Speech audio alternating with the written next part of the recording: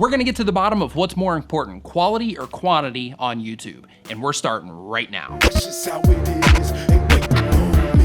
What is going on? My name is Nick. Welcome to another video. If this is your first time here and you want to learn how to grow your channel and make videos and all types of other YouTube related stuff, make sure to hit the subscribe button and the bell notification icon so you don't miss anything. With that out of the way, are you uploading enough? I mean, how many videos does it take to get real results here on YouTube? 10, 20, 50, 100? How long does it take for YouTube to start showing you some love? And real quick, before we get too far in the video, let me know in the comments what you think is most important, quality or quantity. At the time of this recording, I have 54 videos on my channel, over 16,000 subscribers, and almost 800,000 video views. Is that a lot? Well, apparently it's enough because these days I'm gaining over 4,000 subscribers a month, and that number just keeps climbing month over month over month over month. YouTube is suggesting my videos all over the place. As a matter of fact, suggested video and browse features are my two top traffic sources, and I know why. Here's the thing, when it comes to quality or quantity here on YouTube,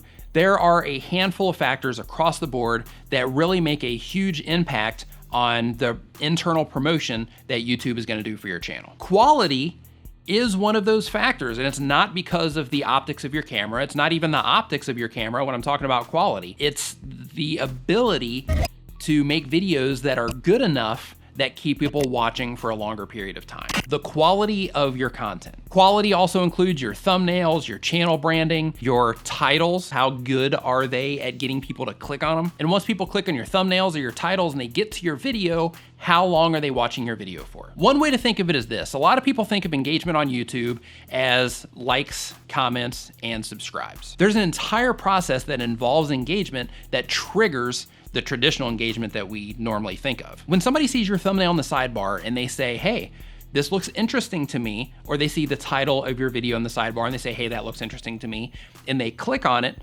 then that is the first point of engagement with your content. From there, they go to your video page and they watch whatever content it is that you've uploaded to YouTube. Now, here's where the quality part comes in, because watch time is a form of engagement, right? So if your content is not good, then people are not going to like, comment, subscribe, and they're also not gonna watch your video for a very long period of time. So you're not gonna gain a lot of watch time for the people that are clicking through your thumbnails. If you look in your analytics and you see the stuff that YouTube allows you to see as far as what they're tracking and the stats that you have access to, it's pretty impressive. If you have a website or you manage websites for other people and your website is connected to the webmaster tools that Google has, and you get to see all the insights that they have there as well, it's pretty crazy the amount of stuff they can track. There are even plugins and services that are called heat maps, to where basically if somebody goes to a website, it tracks, or basically every single person that goes to the website, it tracks where their cursor is on the screen. So let's say if you have an advertisement down here in the bottom, but most of the people are resting their mouse or they're clicking somewhere up here at the top,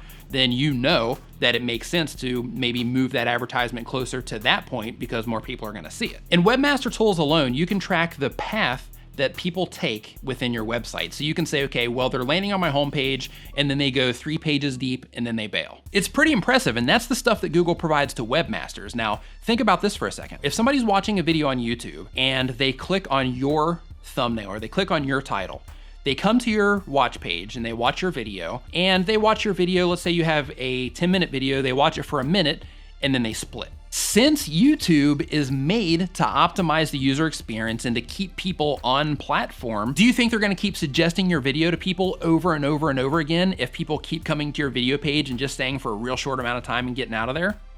I don't think so. And that is where quality comes in, and not necessarily the quality of the optics of your camera, which helps because that helps viewers appreciate your content. That helps them look at your content and say, okay, well, this is good stuff, right? So that just having good quality content will hold people a little bit longer than they might have stayed in the first place. But the actual content of your content, what it is that you're doing in your videos, the information that you're sharing, the entertainment that you're providing, all of that stuff, the instructions that you're giving people, how you're structuring your videos, how you're putting everything together, all of that stuff adds up to the quality and to the experience of the user or the viewer that's watching your video, which all equates out to watch time. So now let's say that you're getting decent watch time on your videos. People aren't coming and watching a minute of your video. Let's say they're coming and watching 5 minutes of your video.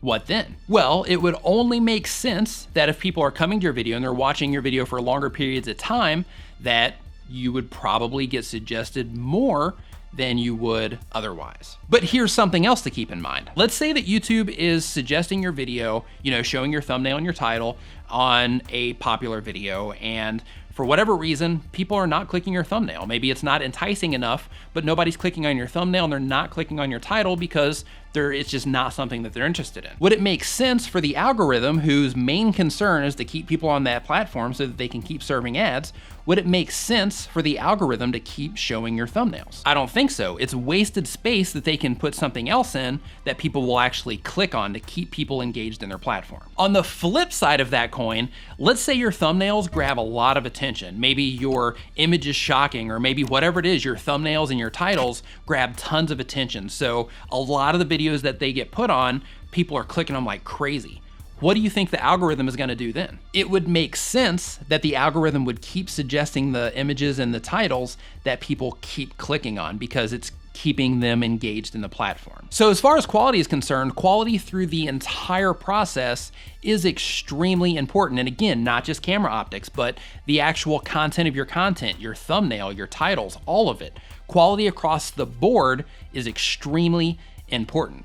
But what about quantity? I mentioned in another video that quantity is also important because every video that you're creating, you're making a new doorway into your channel. You're making a new avenue for people to come in and find your content, resonate with what it is that you're doing, subscribe to your channel, come and watch and be a part of what it is that you're doing. So every video that you put out there, it's another chance to rank in search. It's another chance for YouTube to serve a thumbnail. It's another chance to notify your current subscribers to get them coming back in and watching your stuff and watching your other videos. It's kind of like a snowball effect. The more there is, the more there is. Brian G. Johnson, for example, if you are not familiar with Brian, I'm gonna put a link to him somewhere up here and down in the description below. He also helps YouTubers grow their channels, so make sure you go and check him out. He's made a ton of doorways into his channel, and because of it, he has had amazing results and amazing growth on his channel for the first year, especially for the niche that we're in. So what's more important, quality or quantity?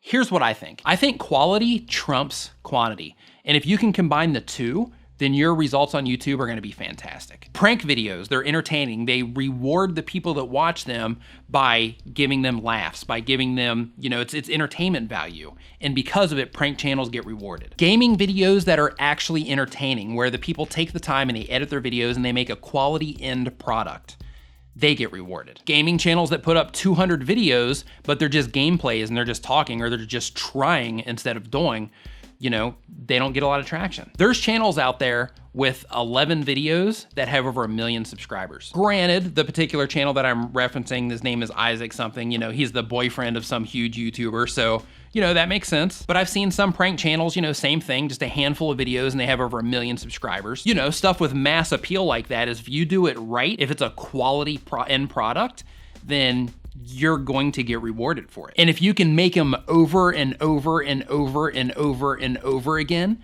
and you can pump out videos to where you do have a large library, then you're just gonna take those results that you're already getting and it's just going to explode. Grant Thompson, King of Random, huge channel. He's got like 7 million subscribers, I think, or maybe 8 by now. He's shifting to uploading a video a day. So he makes awesome stuff and he's gonna be doing it daily because quality counts and quantity counts. Me, I'm working an additional upload into my life as well because I have the quality part down. Now I just have to work on getting my quantity up so that I can double the pace that I'm growing as well. So quantity is important, especially if you're making quality content. If you combine the two and you can put out quality content on a regular basis, to where you're putting out a lot of videos, a handful of uploads a week, then you will succeed on YouTube. No question about it. As long as you don't get burned out, as long as you can keep going, and as long as you can keep pumping out regular content that is high quality, you will win. If you enjoyed this video, remember to give it a thumbs up. And if you're not already subscribed, you can hit the round icon to subscribe to the channel right now. So make sure you do that so you don't miss anything. The square icon will take you over to Tuber Tools, which is my website, or you can click on the related videos on the other side and watch more videos on things that are gonna help you grow your YouTube channel. Thank you so much for watching. I'll see you next time.